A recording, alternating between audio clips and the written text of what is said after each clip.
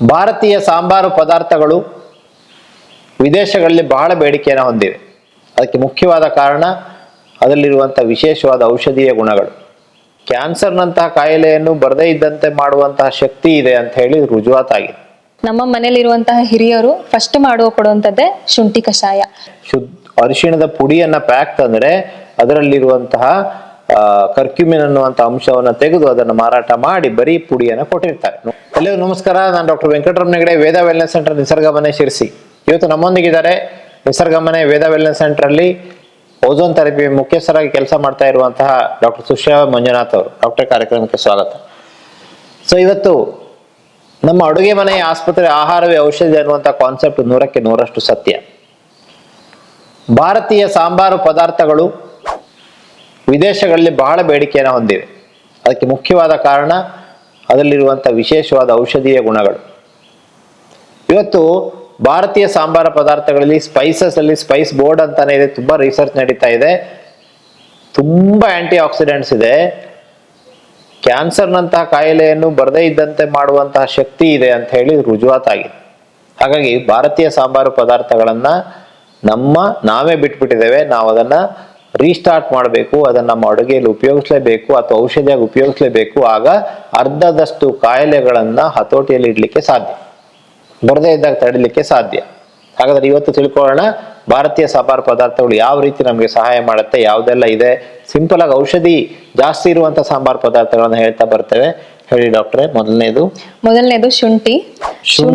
So ಶುಂಠಿ ಎಲ್ಲರ ಮನೆಯಲ್ಲಿ ಇರುವಂತ ಒಂದು ಆರೋಗ್ಯದ ವಸ್ತು, ಆಹಾರದ ವಸ್ತು. ಹೌದು. ಶುಂಠಿ ಅನ್ನುವಂಥದ್ದು ಈಗ ಹೇಗಾಗಿದೆ ಅಂತಂದ್ರೆ, ನಮ್ಮ ಮನೇಲಿ ಏನಾದ್ರು ನಮಗೆ ಹೊಟ್ಟೆ ಪ್ರಾಬ್ಲಮ್ ಆಗ್ತಿದೆ ಅಥವಾ ಹುಷಾರಿಲ್ಲ ಅಂತಂದ್ರೆ ನಮ್ಮ ಮನೇಲಿರುವಂತಹ ಹಿರಿಯರು ಫಸ್ಟ್ ಕೊಡುವಂಥದ್ದೇ ಶುಂಠಿ ಕಷಾಯ.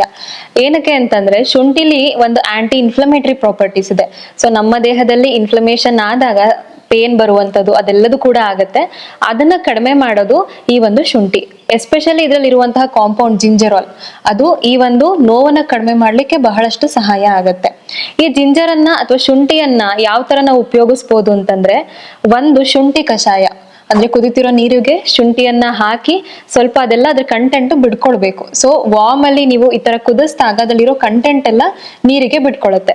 ಒಂದ್ 5 ನಿಮಿಷ ಕುದಿಸಿ ಅದನ್ನ ನೀವು ಆಮೇಲೆ ಬೆಲ್ಲ ಅಥವಾ ಜೇನುತುಪ್ಪವನ್ನ ಹಾಕಿ ಸೇವಿಸ್ಬೋದು. ಸೊ ಇನ್ನೊಂದ್ ಏನ್ ಮಾಡ್ಬೋದು ಅಂತಂದ್ರೆ, ಈಗ ನೋವಿರುವ ಕಂಡೀಷನ್ಗಳಲ್ಲಿ ಜಿಂಜರ್ ಕಂಪ್ರೆಸ್ ಅಂತ ಹೇಳ್ತೀವಿ. ಈ ಜಿಂಜರ್ ಕಂಪ್ರೆಸ್ ಹೇಗ್ ಮಾಡೋದು ಅಂತಂದ್ರೆ, ಒಂದು ಪಾತ್ರೆ ತಗೊಳ್ಳಿ, ಸ್ವಲ್ಪ ದೊಡ್ಡ ಪಾತ್ರೆ ಇರ್ಬೇಕು. ಅದಕ್ಕೆ ಸ್ವಲ್ಪ ಈ ಒಂದು ಶುಂಠಿ ಪೀಸ್ ಗಳನ್ನ ಹಾಕ್ಬೇಕು. ಅದು ಚೆನ್ನಾಗಿ ಬಾಯ್ಲ್ ಆಗ್ಬೇಕು. ಸೊ ಅಂದ್ರೆ ಅದ್ರ ಕಂಟೆಂಟ್ ಎಲ್ಲ ಚೆನ್ನಾಗಿ ನೀರಿಗೆ ಇಳ್ಕೊಂಡಿರ್ಬೇಕು. ಆಮೇಲೆ ಒಂದು ಶುದ್ಧ ಅಂದ್ರೆ ಟವಲ್ ಕ್ಲೀನ್ ಇರೋ ಟವಲ್ ಅನ್ನ ತಗೊಂಡು ಆ ಒಂದು ಹಾಟ್ ವಾಟರ್ ಅಲ್ಲಿ ಹಾಕಿ ಎಕ್ಸೆಸ್ ವಾಟರ್ ಅನ್ನ ನಾವು ಹಿಂಡಿ ತೆಗೆದು ಆ ಒಂದು ಕಂಪ್ರೆಸ್ ಅನ್ನ ನಮ್ಗೆ ಎಲ್ಲೆಲ್ಲಿ ಯಾವ ಜಾಯಿಂಟ್ ಅಲ್ಲಿ ನೋವಿದೆಯೋ ಅದನ್ನ ಹಾಕೋದ್ರಿಂದ ಸಹ ಈ ಒಂದು ಪೇನ್ ಕಡಿಮೆ ಆಗ್ಲಿಕ್ಕೆ ಸಹಾಯ ಆಗುತ್ತೆ. ಓಕೆ, ಅಲ್ಲಿಗೆ ಜಿಂಜರ್ ಬಗ್ಗೆ ನಾವು ತಿಳ್ಕೊಂಡ್ವಿ. ಶುಂಠಿ ಬಹಳ ಒಳ್ಳೇದು. ಸೊ ಶುಂಠಿ ರಾಮಬಾಣದಂತೆ ಕೆಲಸ ಮಾಡುತ್ತೆ. ನೆಕ್ಸ್ಟ್ ಸಾಂಬಾರ್ ಪದಾರ್ಥ ಇನ್ನೊಂದು ಅರಿಶಿಣ ಅಂತ ಹೇಳ್ತೀವಿ. ಅರಿಶಿಣವನ್ನ ನಾವೆಲ್ಲದಕ್ಕೂ ತಿಂಡಿಗೂ ಹಾಕ್ತಿವಿ, ಎಲ್ಲದಕ್ಕೂ ಹಾಕ್ತಿವಿ. ಸೊ ಆದ್ರೆ ಅರಿಶಿಣವನ್ನ ನಾವು ಶುದ್ಧವಾಗಿ ಯೂಸ್ ಮಾಡ್ಬೇಕು. ಈಗ ಅರಿಶಿಣದ ಕೊಂಬನ್ನೇ ತಂದು ಅದನ್ನ ಬಿಸಿಲಲ್ಲಿ ಒಣಗಿಸಿ ಪುಡಿ ಮಾಡಿ ಇಟ್ಕೊಳ್ಬೇಕು ಅಂತ ನಾನು ಅನೇಕ ಸಂಚಿಕೆಗಳಲ್ಲಿ ಹೇಳಿದ್ದೇನೆ, ಈಗಲೂ ಹೇಳ್ತಾ ಇದ್ದೇನೆ. ಅರಿಶಿಣದ ಪುಡಿಯನ್ನ ಪ್ಯಾಕ್ ತಂದ್ರೆ ಅದರಲ್ಲಿರುವಂತಹ ಕರ್ಕ್ಯುಮಿನ್ ಅನ್ನುವಂಥ ಅಂಶವನ್ನ ತೆಗೆದು ಅದನ್ನು ಮಾರಾಟ ಮಾಡಿ ಬರೀ ಪುಡಿಯನ್ನ ಕೊಟ್ಟಿರ್ತಾರೆ. ನೋಡ್ಲಿಕ್ಕೆ ಎಲ್ಲ ಇರುತ್ತೆ, ವಾಸನೆ ಎಲ್ಲ ಇರುತ್ತೆ, ಆದ್ರೆ ಅದರಲ್ಲಿ ಕರ್ಕ್ಯುಮಿನ್ ಇರೋಲ್ಲ. ಸೊ ಹಾಗಾಗಿ ಅರಿಶಿಣದ ಕೊಬ್ಬನ್ನ ನೀವು ಖರೀದಿ ಮಾಡ್ಕೊಂಡು ಬಂದು ಅದನ್ನ ಪುಡಿ ಮಾಡಿ ಅರಿಶಿಣದ ಪುಡಿ ರೆಡಿ ಮಾಡಿ ಇಟ್ಕೊಳ್ಳಿ. ಅದನ್ನ ಅಡುಗೆಗೆ ಉಪಯೋಗಿಸಿ, ಅದನ್ನ ಮೆಡಿಸಿನ್ಗೆ ಉಪಯೋಗಿಸಿ. ಹೇಗೆ ಮೆಡಿಸಿನ್ ಮಾಡ್ಬೇಕು? ಹೌದು, ಅಂದ್ರೆ ಕರ್ಕ್ಯುಮಿನ್ ಅಂತ ನೀವು ಹೇಳಿದ್ರಿ ಅಲ್ಲ, ಅದೇ ಒಂದು ಮೆಡಿಸಿನಲ್ ಕಾಂಪೌಂಡ್ ಈ ಒಂದು ಅರಿಶಿಣದಲ್ಲಿರೋದು. ಸೊ ಇದೇನ್ ಮಾಡುತ್ತೆ ಅಂತಂದ್ರೆ ನ್ಯೂಕ್ಲಿಯರ್ ಫ್ಯಾಕ್ಟರ್ ಕಾಪಾ ಬಿ ಅಂತಿದೆ. ಸೊ ಇದೇನಾಗುತ್ತೆ ಅಂದ್ರೆ ಒಂದು ಇನ್ಫ್ಲಮೇಟರಿ ಪಾತ್ವೇಗೆ ಒಂದು ಸಿಗ್ನಲ್ ಇದು. ಸೊ ಅದನ್ನ ಕಡಿಮೆ ಮಾಡ್ಲಿಕ್ಕೆ ಸಹಾಯ ಮಾಡುತ್ತೆ. ಇದು ಒಂದು ಇಂಟೇಕ್ ಆಗು ನಾವು ತಗೊಳ್ಬಹುದು. ಹಾಗೆ ಕ್ಯಾನ್ಸರ್ ನ ಕೂಡ ನಿಯಂತ್ರಣ ಮಾಡುತ್ತೆ ಅಂತ ಹೇಳಿ ಇವತ್ತು USA ಗೆ ಕರ್ಕ್ಯುಮಿನ್ ತುಂಬಾ ಒಂದು ಹೋಗ್ತಾ ಇದೆ, ಎಕ್ಸ್ಪೋರ್ಟ್ ಆಗ್ತಾ ಇದೆ. ಹೌದು, ಹಾಗೆ ಇದನ್ನ ಹೆಣ್ಮಕ್ಳು ಸೌಂದರ್ಯ ವರ್ಧಕವಾಗಿ ಸಹ ಯೂಸ್ ಮಾಡ್ಬೋದು. ಇದನ್ನ ಹೇಗ್ ಯೂಸ್ ಮಾಡೋದು ಅಂದ್ರೆ, ಲೈಕ್ ನೀವು ಸ್ಕಿನ್ ಗ್ಲೋ ಆಗ್ಬೇಕು ಅಥವಾ ನಿಮ್ಮ ಸ್ಕಿನ್ ಚೆನ್ನಾಗಿ ಕಾಣ್ಬೇಕು ಅಂತಂದ್ರೆ 1 ಸ್ಪೂನ್ ಅಥವಾ ಒಂದು 1 ಸ್ಪೂನ್ ಕಡಲೆ ಹಿಟ್ಟನ್ನ ತಗೊಳ್ಬೇಕು. ಅದಕ್ಕೆ ಹಾಲಿನ ಕೆನೆಯನ್ನ ಹಾಕಿ ಸ್ವಲ್ಪ ಅಂದ್ರೆ ಒಳ್ಳೆ ಕ್ವಾಲಿಟಿ ಅರಿಶಿಣವನ್ನ ಹಾಕಿ ಅದನ್ನ ಮುಖಕ್ಕೆ ಅಪ್ಲೈ ಮಾಡಿ 20 ನಿಮಿಷಗಳ ಕಾಲ ಬಿಟ್ಟು ಅದನ್ನ ತೊಳೆಯೋದ್ರಿಂದ ನಿಮ್ಮ ಮುಖದ ಚರ್ಮ ಚೆನ್ನಾಗಿ ಆಗ್ಲಿಕ್ಕೆ ಸಹಾಯ ಆಗುತ್ತೆ. ಹಾಗೆ ಇನ್ನೊಂದೇನು ಅಂತಂದ್ರೆ ನಮ್ಮ ಇಮ್ಯುನಿಟಿ ಬೂಸ್ಟ್ ಮಾಡ್ಲಿಕ್ಕೂ ಸಹ ಈ ಒಂದು ಅರಿಶಿಣ ಬಹಳ ಸಹಾಯಕಾರಿ. ಇದನ್ನ ನಾವ್ ಹೇಗ್ ಮಾಡ್ಬೋದು ಅಂದ್ರೆ ಟರ್ಮರಿಕ್ ಮಿಲ್ಕ್ ಅಂದ್ರೆ ಗೋಲ್ಡನ್ ಮಿಲ್ಕ್ ಅಂತ ಹೇಳ್ತೀವಿ ಅದನ್ನ. ಸೊ ಇದನ್ನ ಮಾಡ್ಬೇಕಾದ್ರೂ ಪ್ರಾಪರ್ ಆಗಿ ಈ ಒಂದು ಪ್ರೊಸೀಜರ್ ನ ಮಾಡ್ಬೇಕು. ಬಹಳಷ್ಟು ಜನ ಏನ್ ಮಾಡ್ತಾರೆ ಅಂದ್ರೆ ಹಾಲನ್ನ ಬಿಸಿ ಮಾಡಿ ನಂತರ ಒಂಚೂರು ಅರಿಶಿಣವನ್ನ ಹಾಕ್ಬಿಟ್ಟು ಟರ್ಮರಿಕ್ ಮಿಲ್ಕ್ ಅಂತ ಕೊಡ್ತಾರೆ. ಆದ್ರೆ ಅದು ಹಾಗಲ್ಲ.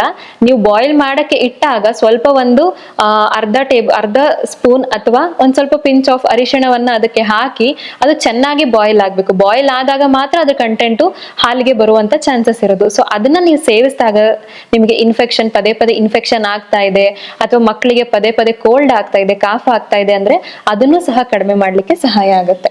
ಸೊ ಅರಿಶಿಣ ಬಹಳ ಒಳ್ಳೆಯ ಒಂದು ಸಾಂಬಾರ್ ಪದಾರ್ಥ. ಇದನ್ನು ನಮ್ಮ ಅಡುಗೆಯಲ್ಲಿ ಉಪಯೋಗಿಸ್ಬೇಕು, ಔಷಧಿಯಾಗಿ ಉಪಯೋಗಿಸ್ಬೇಕು. ಮುಂದಿನ ಪದಾರ್ಥ ಬಂದು ಜಾಯಿಕಾಯಿ ಅಂದ್ರೆ ನಟ್ಮಗ್ ಅಂತ ಏನ್ ಹೇಳ್ತೀವಿ ಅದು. ಜಾತಿಕಾಯಿ ಅಂತ ಹೇಳ್ತಾರೆ ಕೆಲವರು, ಜಾಯಿಕಾಯಿ ಅಂತ ಹೇಳಿ. ಹೌದು. ಸೊ ಇದ್ರದ್ದು ಒಂದು ಇಂಪಾರ್ಟೆನ್ಸ್ ಏನು ಅಂತಂದ್ರೆ ಈಗ ನಿದ್ದೆ ಅನ್ನೋಂಥದ್ದೇ ಬಹಳ ಕಷ್ಟ ಆಗ್ಬಿಡುತ್ತೆ. ಯಾರನ್ನ ಕೇಳಿದ್ರು ಬಹಳಷ್ಟು ಜನ ಹೇಳೋದೇನು ಅಂತಂದ್ರೆ ನನಗೆ ನಿದ್ದೆ ಬರ್ತಾ ಇಲ್ಲ, ಕ್ವಾಲಿಟಿ ಸ್ಲೀಪ್ ಬರ್ತಾ ಇಲ್ಲ ಅಂತ. ಅದಕ್ಕೆ ನಾವ್ ಏನೇನೋ ಮಾಡ್ತೀವಿ, ಅದ್ರ ಬದಲು ಈ ಒಂದು ಸಿಂಪಲ್ ಟೆಕ್ನಿಕ್ ಅನ್ನ ಮಾಡ್ಬೋದು. ಈ ಒಂದು ನಟ್ಮಗ್ಗನ್ನ ನಾವು ತಗೊಳ್ಳೋದ್ರಿಂದ ಏನಾಗುತ್ತೆ, ಇದು ಮೇನ್ ಆಗಿ ಸೆಂಟ್ರಲ್ ನರ್ವಸ್ ಸಿಸ್ಟಮ್ ಏನಿದೆ ಅದನ್ನ ರಿಲ್ಯಾಕ್ಸ್ ಮಾಡ್ಲಿಕ್ಕೆ ಸಹಾಯ ಆಗುತ್ತೆ.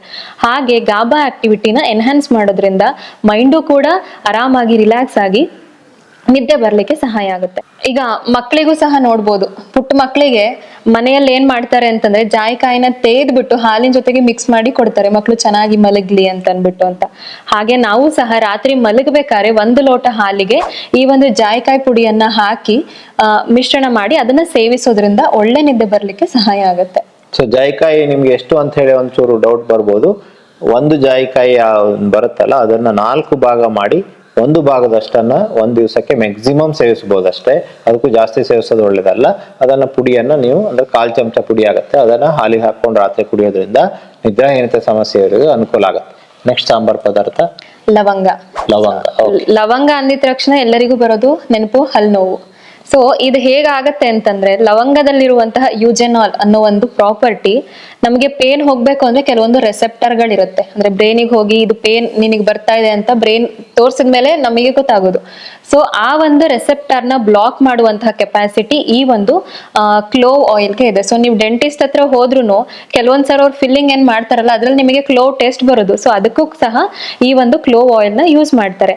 ಈ ಒಂದು ಹಲ್ ನೋವು ಬಂತು ಅಂದಾಗ ನೀವು 2 ರೀತಿ ಈ ಒಂದು ಲವಂಗವನ್ನ ಯೂಸ್ ಮಾಡ್ಬೋದು. ಒಂದು ಹೇಗೆ ಅಂತಂದ್ರೆ ಆ ಒಂದು ಲವಂಗವನ್ನ 1 ಪೀಸ್ ಎಲ್ಲಿ ಪೇನ್ ಇದೆಯಲ್ಲ ಅಲ್ಲಿ ನೀವು ಇಟ್ಕೊಳ್ಬಹುದು. ಇಲ್ಲ ಅಂತಂದ್ರೆ ಕ್ಲೋವ್ ಆಯಿಲ್ ಅಂದ್ರೆ ಲವಂಗದ ಎಣ್ಣೆ, ಅದು ತುಂಬಾ ಶುದ್ಧವಾಗಿರ್ಬೇಕು. ಶುದ್ಧವಾಗಿರೋದನ್ನ ನೀವು ಹುಡುಕಿ ತಂದು ಒಂದು ಚಿಕ್ಕ ಕಾಟನ್ ಬಾಲ್ ಅನ್ನ ಮಾಡಿ ಅದಕ್ಕೆ ಸ್ವಲ್ಪ ಈ ಒಂದು ಲವಂಗದ ಎಣ್ಣೆಯನ್ನ ಹಾಕಿ ಆ ಒಂದು ಕಾಟನ್ ಬಾಲ್ ಅನ್ನ ಹಲ್ಲತ್ರ ಇಟ್ಕೊಳ್ಬಹುದು. ಸೊ ಇದನ್ನ ಮಾಡೋದ್ರಿಂದ ಪೇನ್ ಕಡಿಮೆ ಆಗ್ಲಿಕ್ಕೆ ಸಹಾಯ ಆಗುತ್ತೆ. ಹಾಗೆ ಈ ಒಂದು ಲವಂಗದ ಎಣ್ಣೆಯನ್ನ ಎಲ್ಲರೂ ಪೇನ್ ಇತ್ತು ಅಂತಂದ್ರೆ ನಾವು ಡೈಲ್ಯೂಟ್ ಮಾಡ್ಬೇಕು. ಈ ಒಂದು ಲವಂಗದ ಎಣ್ಣೆನ ಡೈರೆಕ್ಟ್ ಆಗಿ ಈಗ ಅಪ್ಲೈ ಮಾಡ್ತೀವಿ ಅಂದ್ರೆ ಡೈರೆಕ್ಟ್ ಆಗಿ ಮಾಡ್ಲಿಕ್ಕೆ ಆಗಲ್ಲ. ಅದನ್ನ ಈಗ ಕೊಬ್ಬರಿ ಎಣ್ಣೆ ಆಗಿರ್ಬೋದು ಅದ್ರ ಜೊತೆ ಡೈಲ್ಯೂಟ್ ಮಾಡಿ, ಇವಾಗ ಕೊಬ್ಬರಿ ಎಣ್ಣೆ ನೀವು 1 ಕಪ್ ತಗೊಳ್ತೀರಾ ಅಂದ್ರೆ ಅದಕ್ಕೆ ಒಂದು 4 ರಿಂದ 5 ಡ್ರಾಪ್ ಅಥವಾ 10 ಡ್ರಾಪ್ ಈ ಒಂದು ಲವಂಗದ ಎಣ್ಣೆಯನ್ನ ಹಾಕಿ ಡೈಲ್ಯೂಟ್ ಮಾಡಿ ಆಮೇಲೆ ಅಪ್ಲೈ ಮಾಡೋದ್ರಿಂದ ಈ ಒಂದು ಪೇನ್ ಏನಿತ್ತು ಅಂದ್ರೂ ಸಹ ಕಡಿಮೆ ಆಗುತ್ತೆ. ಸೊ ಲವಂಗ ಬಹಳ ಒಳ್ಳೇದು. ಅದ್ರ ಜೊತೆಗೆ ಲವಂಗದ ನೀವು ಕಷಾಯವನ್ನು ಕೂಡ ಮಾಡಿ ಕುಡಿಬಹುದು, ಅದು ಕೂಡ ನಮ್ಗೆ ಅನುಕೂಲ ಮಾಡಿಕೊಡುತ್ತೆ. ನೆಕ್ಸ್ಟ್ ಸಾಂಬಾರ್ ಪದಾರ್ಥ ಯಾವ್ದು? ನೆಕ್ಸ್ಟ್ ಸಾಂಬಾರ್ ಪದಾರ್ಥ ಯಾವ್ದು ಅಂತಂದ್ರೆ ಬಹಳಷ್ಟು ಜನಕ್ಕೆ ಇದ್ರ ಟೇಸ್ಟೇ ತುಂಬಾ ಇಷ್ಟ ಆಗತ್ತೆ. ಯಾವ್ದು ಅಂತಂದ್ರೆ ಚಕ್ಕೆ, ಅದು ಸಿನಮನ್. ಈ ಚಕ್ಕೆ ಅಂತ ಅಂದಿದ ತಕ್ಷಣನೇ ಬಹಳಷ್ಟು ಜನಕ್ಕೆ ಇದ್ರ ಟೇಸ್ಟೇ ಚೆನ್ನಾಗಿರುತ್ತೆ. ಅಂದ್ರೆ ಚಕ್ಕೆನ ಹಾಗೆ ತಿನ್ನೋರು ಇದ್ದಾರೆ, ಅಂದ್ರೆ ಅಷ್ಟು ಚೆನ್ನಾಗಿದೆ ಟೇಸ್ಟ್ ಅಂತ. ಇದು ಮೇನ್ ಆಗಿ ಏನಕ್ಕೆ ಉಪಯೋಗಿಸಬಹುದು ಅಂತಂದ್ರೆ ಒಂದು ವೇಟ್ ಲಾಸಿಗೂ ಸಹ ಉಪಯೋಗಿಸಬಹುದು. ಅಂದ್ರೆ ಚಕ್ಕೆ ನೀರನ್ನ, ಹೌದು, ಚಕ್ಕೆ ಟೀಯನ್ನ ಬಳಸ್ಬೋದು. ಹಾಗೆ ಇನ್ನೊಂದೇನು ಅಂತಂದ್ರೆ ಈಗ ಸುಮಾರಷ್ಟು ಜನಕ್ಕೆ ಒಂದು ಸಮಸ್ಯೆ ಕಾಡೋದೇನು ಅಂತಂದ್ರೆ ಬಾಯಲ್ಲಿ ಬರುವಂತಹ ದುರ್ವಾಸನೆ. ಸೊ ಅದನ್ನ ಕಡಿಮೆ ಮಾಡೋದಕ್ಕೂ ಸಹ ಈ ಒಂದು ಚಕ್ಕೆ ಹೆಲ್ಪ್ ಆಗುತ್ತೆ. ಸೊ ಚಕ್ಕೆಯಲ್ಲಿರುವಂತಹ ಸಿನಿಮಾಲ್ ಡಿಹೈಡ್ ಅನ್ನೋ ಒಂದು ಅಂಶ ನಮ್ಮ ಏನು ಬಾಯಿಯ ದುರ್ವಾಸನೆಗೆ ಕಾರಣವಾಗುವಂತಹ ಒಂದು ಬ್ಯಾಕ್ಟೀರಿಯಾ ಯಾವುದು ಅಂತಂದ್ರೆ ಸ್ಟೆಪ್ಟೋಕಾಕಸ್ ಮ್ಯೂಟಸ್ ಅಂತ ಹೇಳ್ತೀವಿ, ಅದನ್ನ ಸಹ ಕೊಲ್ಲಲಿಕ್ಕೆ ಸಹಾಯ ಮಾಡುತ್ತೆ. ಸೊ ಇದಕ್ಕೆ ನೀವೇನ್ ಮಾಡ್ಬೇಕು ಅಂತಂದ್ರೆ ಒಂದು ಪಾತ್ರೆನ ತಗೊಂಡು ಅದಕ್ಕೆ 1 ಲೋಟ ನೀರನ್ನ ಹಾಕಿ ಆಮೇಲೆ ಏನ್ ಮಾಡ್ಬೇಕು 2-3 ಚಕ್ಕೆಯ ಕಡ್ಡಿಗಳನ್ನ ಅದಕ್ಕೆ ಹಾಕಿ ಅದು ಚೆನ್ನಾಗಿ ಕಂಟೆಂಟ್ ಬಿಡ್ಬೇಕು. ಸೊ ನಾವು ಹೀಟ್ ಮಾಡೋ ಕಾರಣನೇ ಏನು ಅಂತಂದ್ರೆ ಚೆನ್ನಾಗಿ ಅದ್ರದ್ದು ಏನು ಚಕ್ಕೆಯಲ್ಲಿರುವಂತಹ ಅಥವಾ ಒಂದು ಔಷಧಿಯ ಗುಣ ಅದಕ್ಕೆ ಬರಬೇಕು ಅಂತ. ಮತ್ತೆ ಬಾಯ್ಲ್ ಮಾಡ್ಬೇಕು ಅಂದಿದ ತಕ್ಷಣ ಫುಲ್ ಹೀಟ್ ಅಲ್ಲಿ ಇಟ್ಟು ಬಾಯ್ಲ್ ಮಾಡುವಂತದ್ದಲ್ಲ, ಸಿಮ್ ಅಲ್ಲಿ ಇಟ್ಟು ಬಾಯ್ಲ್ ಮಾಡ್ಬೇಕು. ಇದಾದ್ಮೇಲೆ ಏನ್ ಮಾಡ್ಬೇಕು ಅಂದ್ರೆ ಒಂದ್ 10 ರಿಂದ 15 ನಿಮಿಷಗಳ ಕಾಲ ಇದನ್ನ ಬಾಯ್ಲ್ ಮಾಡಿದ್ಮೇಲೆ ಆ ಒಂದು ವಾಟರ್ ಇಂದ ಗಾರ್ಗಲ್ ಮಾಡೋದ್ರಿಂದ ಆ ಒಂದು ಬ್ಯಾಕ್ಟೀರಿಯಾ ಏನಿದೆ ಬ್ಯಾಡ್ ಬ್ರೆತ್ಗೆ ರೀಸನ್ ಆಗುವಂತದ್ದು ಅದನ್ನ ಕಿಲ್ ಮಾಡ್ಲಿಕ್ಕೆ ಸಹಾಯ ಆಗತ್ತೆ. ಸೊ ಚಕ್ಕೆ ಪುಡಿಯ ಕಷಾಯವನ್ನು ಕುಡಿಯೋದ್ರಿಂದ ಡಯಾಬಿಟಿಸ್ ಕೂಡ ಹತೋಟಿಗೆ ಬರುತ್ತೆ. ಅಷ್ಟೇ ಅಲ್ಲ, ಆದ್ಮೇಲೆ ಹೃದಯದ ಕಾಯಿಲೆಗಳಿಗೆ ಚಕ್ಕೆ ಬಹಳ ಒಳ್ಳೇದು. ತುಂಬಾ ಸಂಶೋಧನೆಗಳು ಇದ್ರ ಬಗ್ಗೆ ಆಗಿದೆ.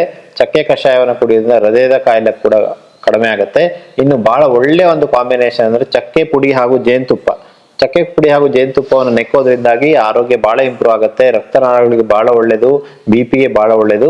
ಸೊ ಹಾಗಾದ್ರೆ ಈ ಚಕ್ಕೆ ಅನ್ನುವಂಥ ಸಾಂಬಾರ್ ಪದಾರ್ಥ ಅಮೃತಕ್ಕೆ ಸಮಾನ, ಇದು ಬಹಳ ಒಳ್ಳೇದು. ನೆಕ್ಸ್ಟ್ ಸಾಂಬಾರ್ ಪದಾರ್ಥ, ಕೊನೆಯ ಪದಾರ್ಥ ಯಾವುದು ಅಂದ್ರೆ ಮೆಂತ್ಯ ಕಾಳು. ಮೆಂತ್ಯ ಅಂದಿದ ತಕ್ಷಣ ಬಹಳಷ್ಟು ಜನ ಅದ್ ಕಹಿ ಇರುತ್ತೆ ಅಂತ ಅನ್ಬಿಟ್ಟು ಅದನ್ನ ಏನಕ್ಕೂ ಯೂಸ್ ಮಾಡಲ್ಲ. ಆದ್ರೆ ಅದರಲ್ಲಿರುವಂತಹ ಔಷಧೀಯ ಗುಣ ಬಹಳಷ್ಟು ಆರೋಗ್ಯ ಸಮಸ್ಯೆ. ಕಹಿ ಮಾಡದೆ ಉಪಯೋಗಿಸೋದು 2 ಪ್ಲಾನ್ ನಾನು ಹೇಳ್ಕೊಡ್ತೇನೆ ಸ್ಟಾರ್ಟಿಂಗ್ ಅಲ್ಲೇ. ಆಮೇಲೆ ಮೇಡಮ್ ಅವರು ಸೈಂಟಿಫಿಕ್ ಆಗಿ ಹೇಳ್ತಾರೆ. ಒಂದು, ಮೆಂತೆಯನ್ನ ನೆನೆಸಿ ಒಂದು ಬಟ್ಟೆಯಲ್ಲಿ ಕಟ್ಟಿಟ್ಟು ಮೊಳಕೆ ಮಾಡಿ ತಿಂದಾಗ ಕಹಿ ಆಗೋದಿಲ್ಲ, ಬಹಳ ರುಚಿ ಆಗತ್ತೆ. ಸೊ ಇದು ಒಂದು ಉಪಾಯ. ಇನ್ನೊಂದು, ಮೆಂತೆನ ಹುರಿದು ನೀವು ಪುಡಿ ಮಾಡ್ತೀರಾ, ಹಂಗ್ ಮಾಡಬಾರ್ದು, ಅದ್ರ ಅಂಶ ಎಲ್ಲ ಹೋಗುತ್ತೆ. ಹಸಿ ಮೆಂತೆಯನ್ನ ಬಿಸಿಲಲ್ಲಿ ಒಣಗಿಸ್ಬೇಕು, 1-2-3 ಬಿಸಿಲು. ಅದು ಗರಿಗರಿ ಆದ್ಮೇಲೆ ಕಸ ಎಲ್ಲ ತೆಗೆದು ಅದನ್ನ ಮಿಕ್ಸಿಯಲ್ಲಿ ನೀವು ಪುಡಿ ಮಾಡ್ಕೋಬೇಕು.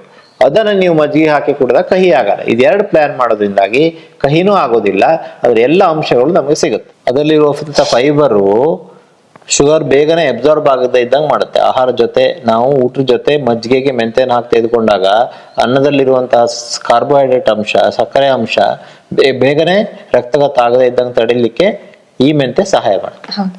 ಹಾಗೆ ಬಹಳಷ್ಟು ಹೆಣ್ಮಕ್ಳು ಈಗ ತುಂಬಾ ಸಫರ್ ಆಗುವಂತದ್ದು ಅಂದ್ರೆ ಹಾರ್ಮೋನಲ್ ಇಂಬ್ಯಾಲೆನ್ಸ್ ಅಥವಾ ಹಾರ್ಮೋನಲ್ ಫ್ಲಕ್ಚುಯೇಷನ್ ಅಂತ ಹೇಳ್ತೀವಿ. ಆ ಒಂದು ಕಂಡೀಷನ್ಗೆ ಏನ್ ಮಾಡ್ಬೋದು ಅಂತಂದ್ರೆ ರಾತ್ರಿ ನೀವು ಮೆಂತ್ಯ ಕಾಳುಗಳನ್ನ ಒಂದು ಚಿಕ್ಕ ಲೋಟ, ಜಾಸ್ತಿ ಬೇಡ, ಚಿಕ್ಕ ಲೋಟದಲ್ಲಿ ಹಾಕಿಟ್ಟು ಅದನ್ನ ಓವರ್ ನೈಟ್ ಸೋಕ್ ಮಾಡಿ ಬೆಳಿಗ್ಗೆ ಬೇಕಾದ್ರೆ ಆ ಕಾಳನ್ನ ನೀವು ತೆಗಿಬಹುದು ಅಥವಾ ಹಾಗೆ ಅದನ್ನ ಸೇವಿಸಬಹುದು. ಅದನ್ನ ಸೇವಿಸೋದ್ರಿಂದ ಈ ಒಂದು ಹಾರ್ಮೋನಲ್ ಫ್ಲಕ್ಚುಯೇಷನ್ ಇಂದ ಆಗುವಂತಹ ಹಲವಾರು ಸಮಸ್ಯೆಗಳು, ನಿಮ್ಮ ಮೂಡ್ ಡಿಸ್ಟರ್ಬೆನ್ಸ್ ಆಗಿರಬಹುದು ಅಥವಾ ಮುಖದ ಮೇಲೆ ಏಳುವಂತಹ ಆಕ್ನೆ ಆಗಿರಬಹುದು, ಇದೆಲ್ಲದೂ ಸಹ ಕಡಿಮೆ ಆಗ್ಲಿಕ್ಕೆ ಸಹಾಯ ಆಗುತ್ತೆ. ಹಾಗೆ ಇನ್ನೊಂದೇನು ಅಂತಂದ್ರೆ ಹೆಣ್ಮಕ್ಳಿಗೆ ಇನ್ನ ಒಂದು ಕಡೆಯಿಂದ ಈ ಒಂದು ಮೆಂತ್ಯ ಬಹಳ ಇಷ್ಟ ಆಗುತ್ತೆ. ಏನಕ್ಕೆ ಅಂದ್ರೆ ಹೇರ್ ಪ್ಯಾಕ್ ಆಗಿ ಯೂಸ್ ಮಾಡ್ಬೋದು. ಸೊ ಇದ್ರಲ್ಲಿರುವಂತಹ ಸ್ಯಾಪೋನಿನ್ಸ್ ಅಂತ ಒಂದು ಅಂಶ, ಅದು ಆಂಟಿ ಫಂಗಲ್ ಪ್ರಾಪರ್ಟೀಸ್ ಇದೆ. ಈಗ ಫಾರ್ ಎಕ್ಸಾಂಪಲ್ ನಮ್ಮ ಸ್ಕ್ಯಾಲ್ಪಿಗೆ ಅಂದ್ರೆ ಫಂಗಲ್ ಇನ್ಫೆಕ್ಷನ್ ಆಯ್ತು ಅಂತಂದಾಗ ಹೌದು ಇಚ್ಚಿನೆಸ್ ಬರುತ್ತೆ, ಡ್ಯಾಂಡ್ರಫ್ ಆಗುತ್ತೆ, ಸೊ ಹೇರ್ ಫಾಲ್ ಆಗುತ್ತೆ, ಪದೇ ಪದೇ ನಮ್ಗೆ ಅದು ಇಚ್ಚಿನೆಸ್ ಇಂದ ಬಹಳಷ್ಟು ಇರಿಟೇಷನ್ ಆಗುವಂತದ್ದು. ಸೊ ಅದಕ್ಕೆ ನೀವು ಈ ಒಂದು ಮೆಂತ್ಯ ಕಾಳನ್ನ ಯೂಸ್ ಮಾಡ್ಬೋದು. ಒಂದು ಮೆಂತ್ಯ ಪುಡಿಯನ್ನ ಡೈರೆಕ್ಟ್ ಆಗಿ ರಾತ್ರಿ ನೆನೆಸಿಟ್ಟು ಅದನ್ನು ಕೂಡ ಯೂಸ್ ಮಾಡ್ಬೋದು. ಇಲ್ಲ ಅಂತಂದ್ರೆ ಓವರ್ ನೈಟ್ ಈ ಒಂದು ಮೆಂತ್ಯ ಕಾಳನ್ನ ನೆನೆಸಿಟ್ಟು ಬೆಳಗ್ಗೆ ಅದನ್ನ ರುಬ್ಬಿ ಅದಕ್ಕೆ ಮೊಸರನ್ನ ಸಹ ಆಡ್ ಮಾಡ್ಕೊಂಡು ಅದನ್ನ ಕೂಡ ಅಪ್ಲೈ ಮಾಡ್ಕೊಳ್ಬಹುದು. ಒಂದು ಅರ್ಧ ಗಂಟೆ ಬಿಟ್ಟು ಸ್ನಾನ ಮಾಡೋದು. ಹೌದು, ಅರ್ಧ ಗಂಟೆ ಬಿಟ್ಟು ಸ್ನಾನ ಮಾಡ್ಬೋದು. ಸೊ ಇದೆಲ್ಲ ಪದಾರ್ಥಗಳು ನಮ್ಮ ಅಡುಗೆ ಮನೆಯಲ್ಲೇ ಇರುವಂತದ್ದು. ಸೊ ಅದಕ್ಕೆ ಡಾಕ್ಟರ್ ವೆಂಕಟರಮಣ ಹೆಗ್ಡೆ ಅವರು ಬಹಳಷ್ಟು ಸಾರಿ ಹೇಳಿದ್ದಾರೆ, ಅಡುಗೆ ಮನೆಯ ಆಸ್ಪತ್ರೆ, ಆಹಾರವೇ ಔಷಧಿ ಅಂತ. ಸೊ ನಾವೆಲ್ಲೋ ಹೋಗ್ಬೇಕು ಅನ್ನೋದಿಲ್ಲ, ಪ್ರತಿಯೊಂದು ಆದಷ್ಟು ನಮ್ಮ ಆರೋಗ್ಯ ಸಮಸ್ಯೆಗಳಿಗೆ ಅದಕ್ಕೂ ನಮ್ಮ ಅಡುಗೆ ಮನೆಯಲ್ಲೇ ಒಂದು ಪರಿಹಾರ ಇದೆ. ಸೊ ಹಾಗಾದ್ರೆ ಇವತ್ತು ಭಾರತೀಯ ಸಾಂಬಾರು ಪದಾರ್ಥಗಳು ನಮಗೆ ಹೇಗೆ ಸಹಾಯ ಮಾಡುತ್ತೆ ಅನ್ನೋದನ್ನ ವೈಜ್ಞಾನಿಕ ಕೂಡ ನಾವು ಎಕ್ಸ್ಪ್ಲೇನ್ ಮಾಡಿದ್ದೇವೆ. ಸೊ ಖಂಡಿತವಾಗಿ ಈ ಸಾಂಬಾರು ಪದಾರ್ಥಗಳನ್ನ ಉಪಯೋಗಿಸಿ ನಿಮ್ಮ ಆರೋಗ್ಯವನ್ನು ವರ್ಧಿಸ್ಕೊಳ್ಳಿ. ಈ ವಿಡಿಯೋ ನಿಮಗೆ ಇಷ್ಟ ಆಗುತ್ತೆ ಅಂತ ಅನ್ಕೊಂಡಿದ್ದೇವೆ. ಇದನ್ನು ಬೇರೆಯವರಿಗೆ ಶೇರ್ ಮಾಡ್ಕೊಳ್ಳಿ ಅನ್ನುವಂಥ ವಿನಂತಿಯನ್ನು ಮಾಡ್ತಾ ಎಲ್ರಿಗೂ ವಂದನೆಗಳು.